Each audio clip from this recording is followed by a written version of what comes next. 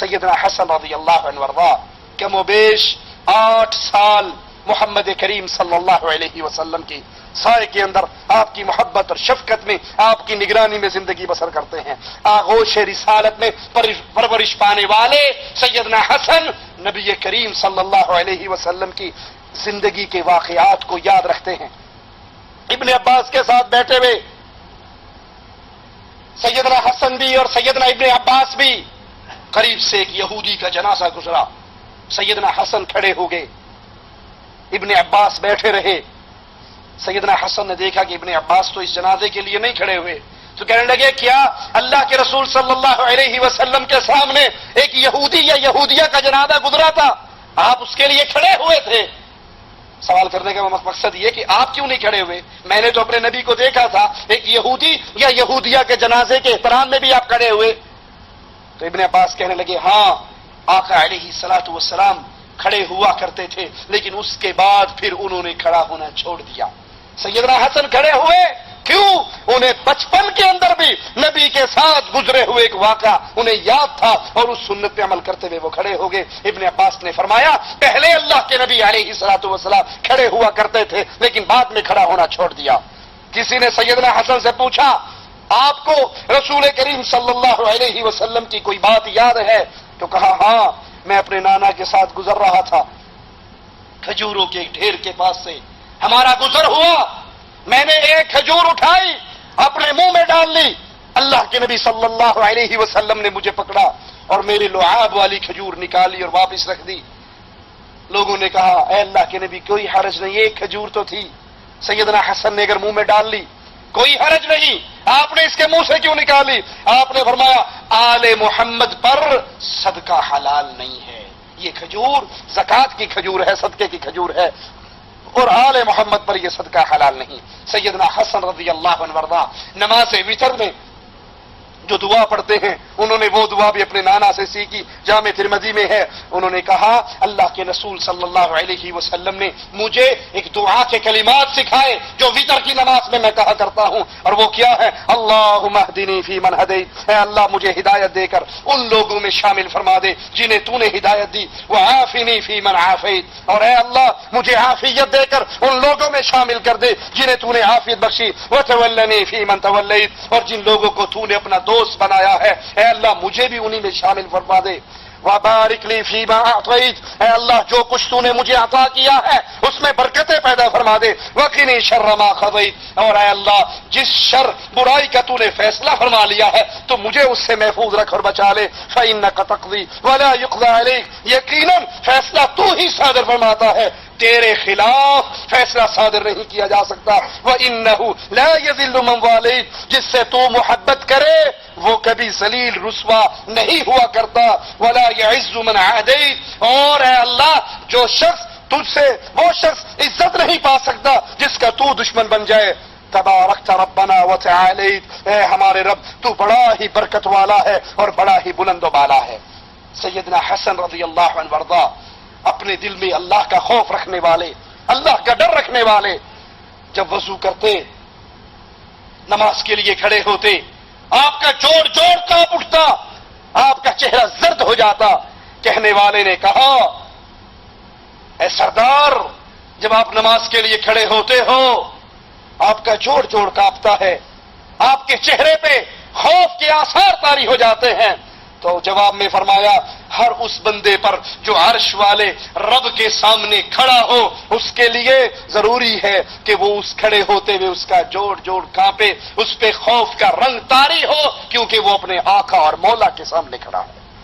اسی طرح آپ نماز فجر کے بعد اشراق تک اللہ کا ذکر اذکار کرتے ہوئے گزار دیتے. سیدنا حسن نے 20 کے قریب حج کیے، اور آپ کی اولاد 12 آپ کے بیٹے، ذرا نام سنیے سیدنا حسن کے بیٹوں کا: زید، حسن، حسین، طلحہ، اسماعیل، عبداللہ، حمزہ، یعقوب، عبد الرحمن، ابو بکر، قاسم، عمر. سیدنا حسن کے بیٹوں میں 2 نام آپ نے سنے، ابو بکر، عمر. لوگوں کو تاثر دینے والوں کہ ابو بکر اور عمر تو اہل بیت کے دشمن تھے، نعوذ باللہ.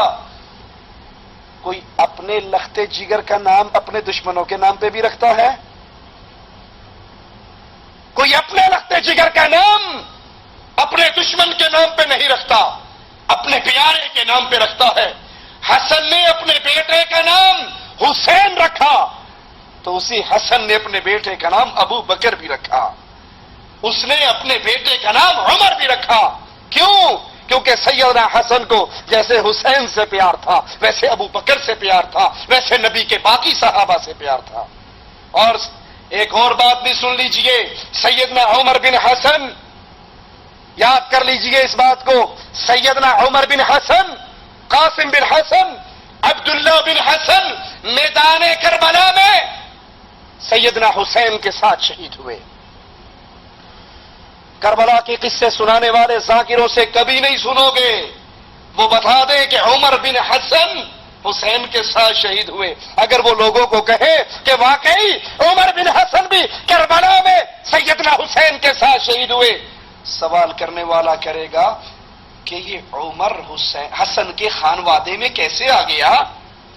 حسن نے اپنے بیٹے کا نام عمر کیوں رکھا؟ تم تو دن رات ایک ہی پٹی پڑھاتے ہو کہ ابو بکر بھی نعوذ باللہ ظالم تھا، عمر بھی ظالم تھا، اہل بیت کے دشمن تھے اور نعوذ باللہ کافر تھے اور ملعون تھے، لا حول ولا قوت الا باللہ، نقل کفر نباشد۔ تم اپنے جاہلوں کو یہ پٹی پڑھاتے ہو، اور اگر تمہاری منہ سے یہ بات نکل جائے کہ عمر بن حسن بن علی بن ابی طالب حسین رضی اللہ عنہ وارضا کے ساتھ کربلا کے میدان میں شہید ہوئے، تو سوال کرنے والے تمہیں نہیں چھوڑیں گے کہ عمر حسن حسین کے گھرانے میں کہاں سے آ گئے؟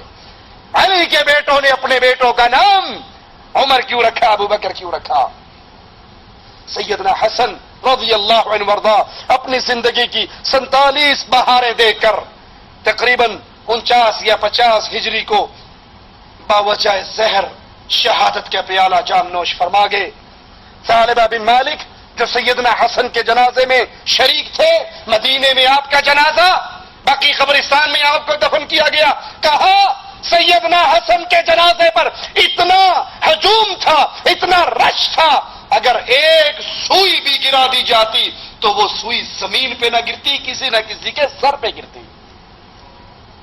اتنا رش تھا، اتنا ہجوم تھا، اتنے لوگ سیدنا حسن کا جنازہ پڑھنے کے لیے آئے۔ آخری بات کہہ کر اپنی بات کو ختم کرتا ہوں۔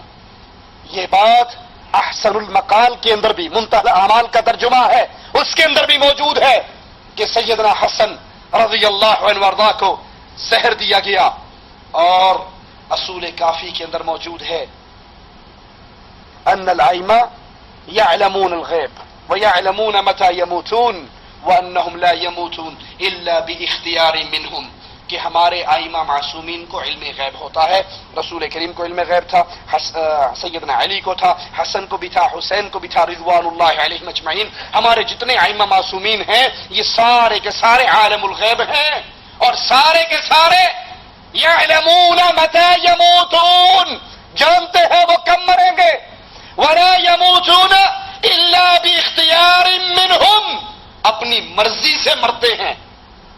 روایت سن لی آپ نے، اور بحار الانوار کے اندر یہ لفظ موجود ہیں کہ ہمارے جتنے امام ہیں یا ان کو زہر دے کر مارا گیا ہے یا ان کو مظلومیت کی حالت میں شہید کیا گیا ہے۔ اب دو باتیں آپ کے سامنے آ گئی۔